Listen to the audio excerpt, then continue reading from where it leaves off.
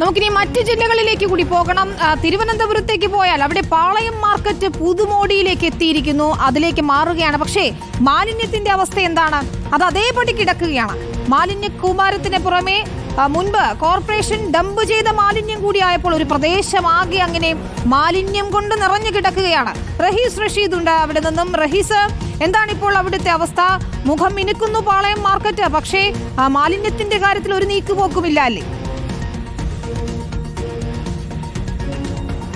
വിനിത, അതാണ് പാളയം മാർക്കറ്റ് മുഖം എനിക്ക് നല്ല മോടി പിടിപ്പിച്ച് നമുക്ക് ആ കെട്ടിടങ്ങളൊക്കെ കാണാം. അതിൻ്റെ പണികളൊക്കെ കഴിഞ്ഞ് നല്ല അടിപൊളിയായി അതിൻ്റെ ഉദ്ഘാടനത്തിലേക്കൊക്കെ വരികയാണ്. പക്ഷേ അതിൻ്റെ പരിസരം ആ തരത്തിൽ ഏതെങ്കിലും തരത്തിൽ വൃത്തിയുണ്ടോ എന്ന് ചോദിച്ചാൽ അതില്ല എന്ന് തന്നെ പറയേണ്ടി വരും. മീൻ വിൽക്കുന്ന ആളുകൾ മറ്റും വരുന്ന സ്ഥലങ്ങളുടെയൊക്കെ ഒരവസ്ഥ, ഈ കെട്ടിടത്തിൻ്റെ കോമ്പൗണ്ടാണ്, ഈ പുതുക്കി പണിയുന്ന കെട്ടിടത്തിൻ്റെ കോമ്പൗണ്ട് ഈ കാണുന്ന തരത്തിൽ കിടക്കുകയാണ് എന്ന് മാത്രമല്ല, വർഷങ്ങളായി ഈ വേസ്റ്റ് ഡംപ് ചെയ്യുന്ന ഒരു സ്ഥലമുണ്ട്.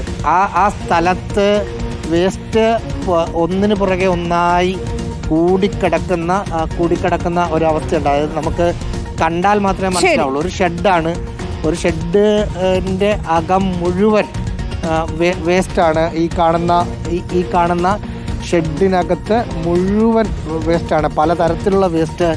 അതിൻ്റെ അകത്ത് പ്ലാസ്റ്റിക് വേസ്റ്റ് ഉണ്ട്, ഭക്ഷണ വേസ്റ്റ് ഉണ്ട്.